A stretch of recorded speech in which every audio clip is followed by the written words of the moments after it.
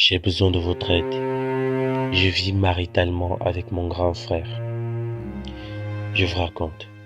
Moi, c'est Sandrine, fille d'un village perdu à 20 kilomètres de Bafang, au fin fond de l'ouest Cameroun. Depuis que mon père est mort, c'est ma mère qui a tout supporté, tirant de la terre chaque morceau de manioc pour nous nourrir.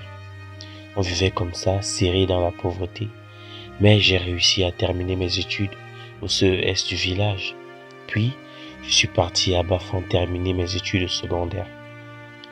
Quand j'ai eu le baccalauréat, c'était l'heure de quitter le village pour la grande ville de Yaoundé, là où se trouve l'université.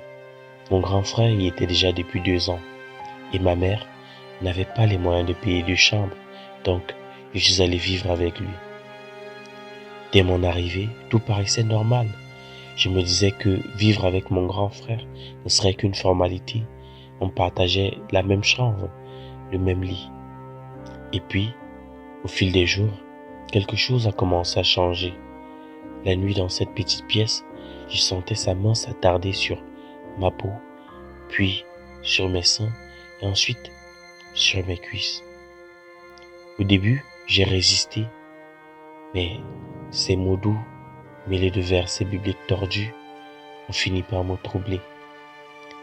Il me parlait des temps anciens où les familles se mariaient entre elles, comme si ça justifiait ce qui s'est passé entre nous.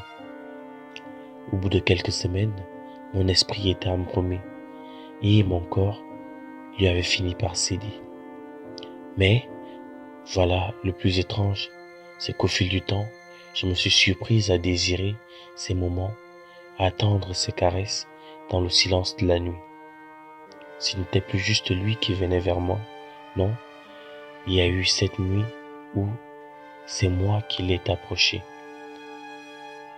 Je l'ai déshabillé avec des gestes que je ne connaissais même pas comme les miens.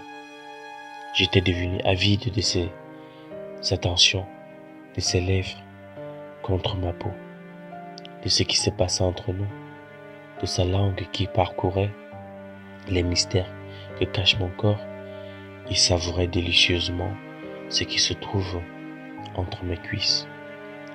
Chaque soir devenait une danse interdite, un secret partagé à deux dans cette chambre suffocante de Yaoundé. Et ce n'était pas juste des rencontres volées dans la nuit. Je suis tombée amoureuse de mon propre frère. J'étais jalouse. Quand il rentrait tard, je l'attendais avec la colère dans les yeux, prête à lui faire des scènes. J'élevais la voix sur lui, je le grondais comme une femme jalouse gronde son mari. Le pire, c'est que je le surveillais comme le lait sur du feu. Je ne supportais même plus qu'il parle à d'autres filles. Il n'avait pas le droit d'avoir une copine et je faisais en sorte qu'il le sache bien. Chaque fois qu'il essayait de sortir ou de flirter avec une autre, je faisais exprès de bouder, de ne pas préparer à manger, de m'enfermer dans la colère silencieuse. Ma vie était devenue un tourbillon, un mélange de désir, de jalousie et de confusion. Ce que je ressentais pour lui allait bien au-delà de la simple complicité fraternelle. Je voulais qu'il m'appartienne, qu'il soit uniquement à moi, et pourtant une partie de moi savait que tout ça n'était pas normal.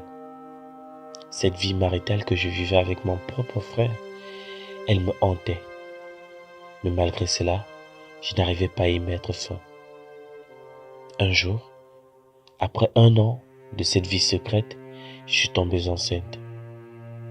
Comment pouvais-je expliquer cette grossesse?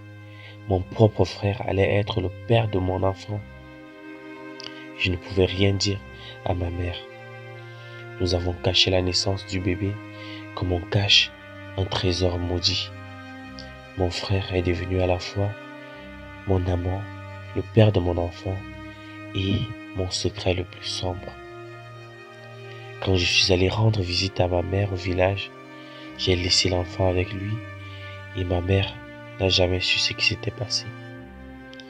Aujourd'hui, je suis encore là, coincé dans cette vie impossible. Chaque nuit, je me réveille avec cette réalité écrasante mais je n'arrive pas à me libérer. Comment quitter cette relation quand je suis amoureuse de lui, quand je n'ai pas les moyens de m'en sortir seule? Cette histoire, c'est la mienne, mais elle m'étouffe.